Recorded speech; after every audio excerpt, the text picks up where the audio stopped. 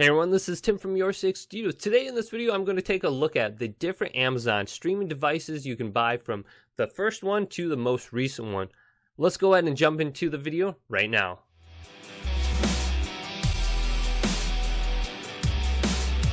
If this is your first time watching a YourSixStudios video, make sure you give this video a thumbs up and subscribe down below. I love doing how-to guides and live streaming on my channel. There's roughly a dozen Amazon streaming devices, with more coming each year. Can you tell the difference between the Fire 4K stick and the first generation model? One is definitely much larger than the other. And over the years, the remotes definitely have changed also. So this is the first remote that came out, the first generation model. And here's the current model right now, the 4K Fire Stick.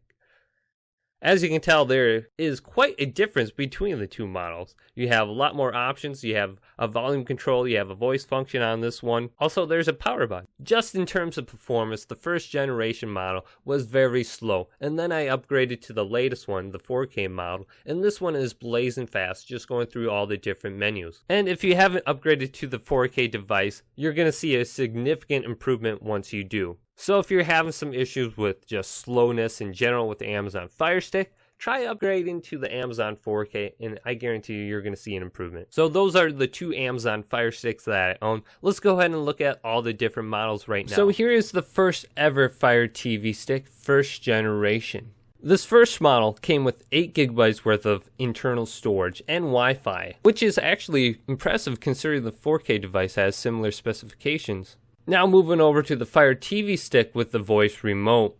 The included remote is the second generation Alexa voice remote.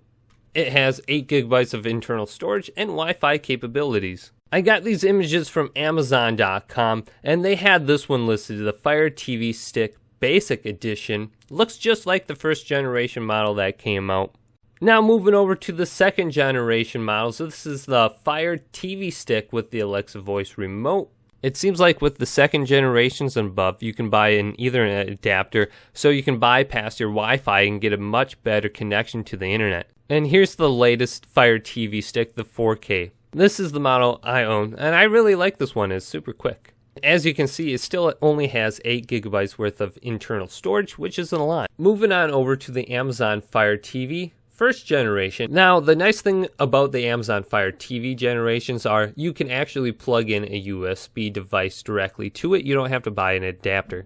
Now, the Amazon Fire TV 2, it looks a little bit different. On the second generation, you can use a micro SD as a storage means. And moving on over to the Amazon Fire TV third generation. And this one I think is the most iconic. Whenever I think about the third generation Fire TV, I always imagine it hanging from the back of the TV. It just looks very odd to me and it seems very heavy. And here is the Fire TV Q.